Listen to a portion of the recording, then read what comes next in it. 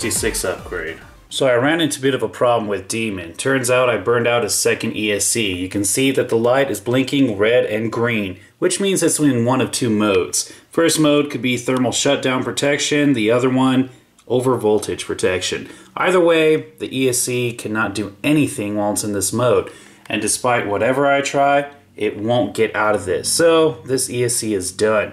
But it gives me the opportunity to do a new upgrade. So what I ended up doing was I struck a bargain with someone and I bought the new Velineon 4-pole system off his /4x4 because he wanted to put a better system in there. So I got this, which, guys, check that out. He also included the pinion and the motor plate. I'm not going to be using these for Demon, but yeah, that's a nice little bonus. It's also got that stupid smart plug, which I'm going to be taking off. Guys, I don't like that system. I think all that is just dumb.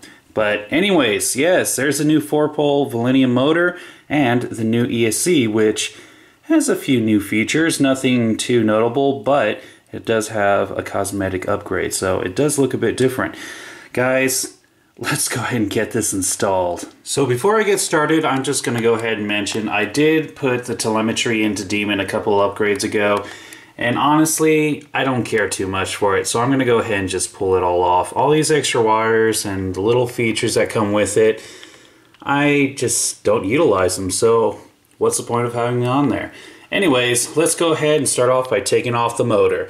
First of all, I need to take off the gear cover. It's held on with 2 screws. 1 screw on top, 1 screw on bottom. To reach the bottom screw, you might have to go ahead and take off the back right tire by undoing the 4mm nut. So yeah, just to make things easier, I did take off the back right tire. Once the gear cover is off as well, it's time to go ahead and move on to the pinion gear. The pinion gear is held on with a small little grub screw. Once you loosen that grub screw, the pinion gear should come right on off. Now it's time to go ahead and detach the motor. It's held on with 2 screws, 1 on top and 1 on bottom. Once those 2 screws are off, you can go ahead and pull the motor out, and all that's left is to unplug it. Now for me, I did put a heat sink on there, so I'm going to be taking that off to put on the new motor. Now it's time for the ESC. First thing I need to do is take apart the waterproof receiver box. I need to undo the 2 screws that take care of the wire tie down and the 2 top screws that hold on the top half. Once those 2 things are out of the way, I'm going to go ahead and open up the waterproof receiver box and unplug the ESC. It will be plugged in to channel 2. Then I'm going to pull the wire out that leads from the ESC to the receiver, and now it's time to go ahead and detach the ESC. It's only held on with 2 screws.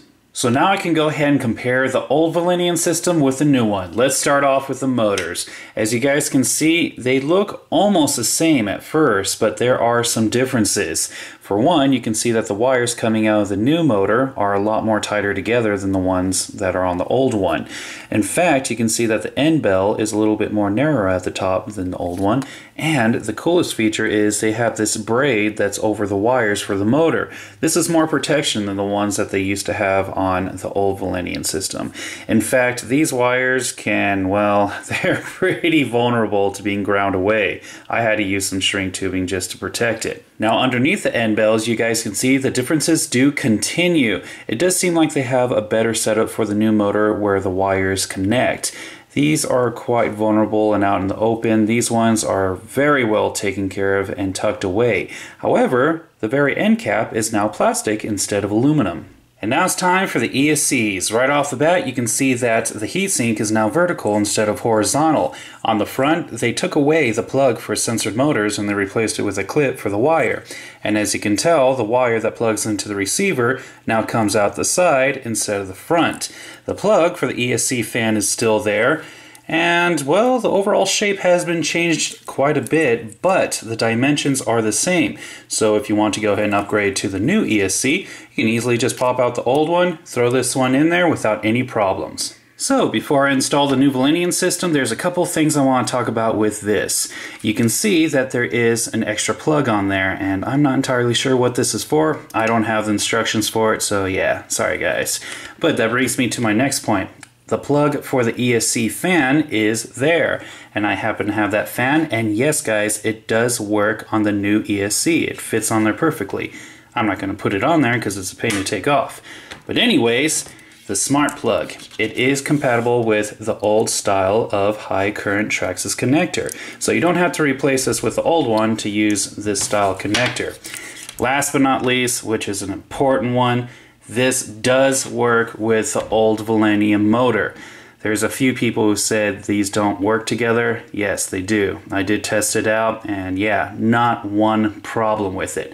However, the new style 4-pole motor does not work with the old ESC. It does get the motor to turn, but it just doesn't send out the right current, and yeah, the motor stalls a lot. Anyways, that's pretty much it. Now it's time to go ahead and get this thing installed. So first step is to go ahead and attach the new ESC, and yeah, it just slides into the same place that the old one was in, and it's held in with 2 screws.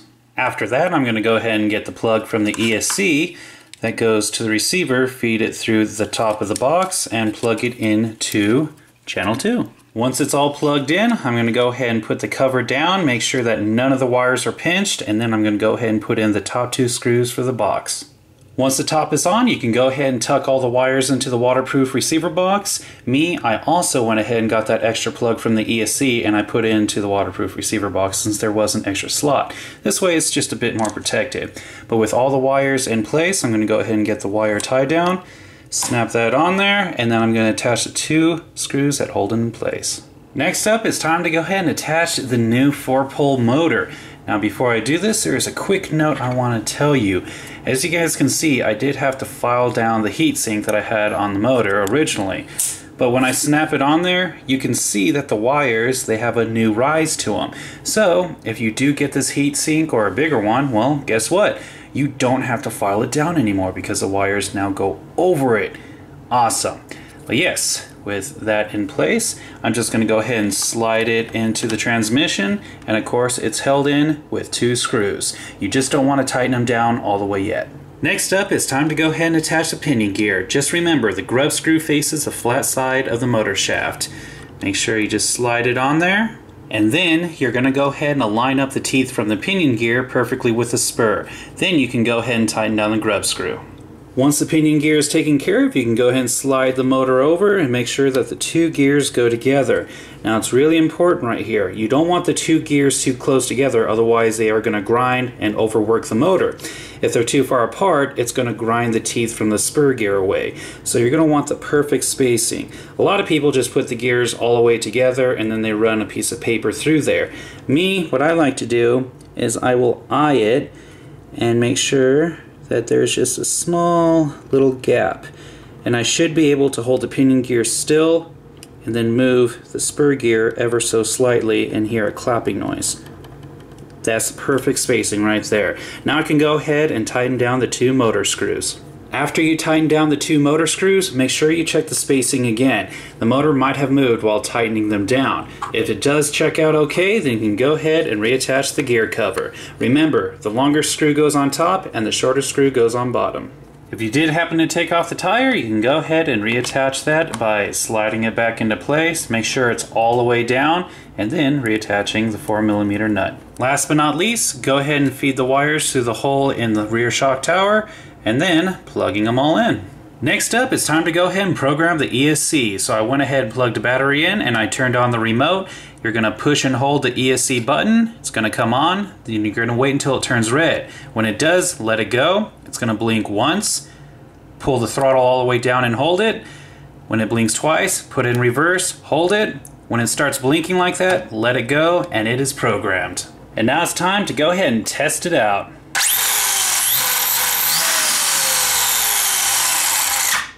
Awesome. Here's before.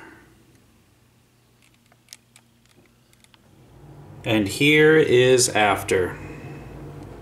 And that's it. This upgrade is now done with. Demon is once again operational. So yeah, overall I'm gonna have to say that I'm pretty impressed, and now that I have the new 4-pole motor in there, I can't wait to get back on the road. And that was Demon's level 66 upgrade.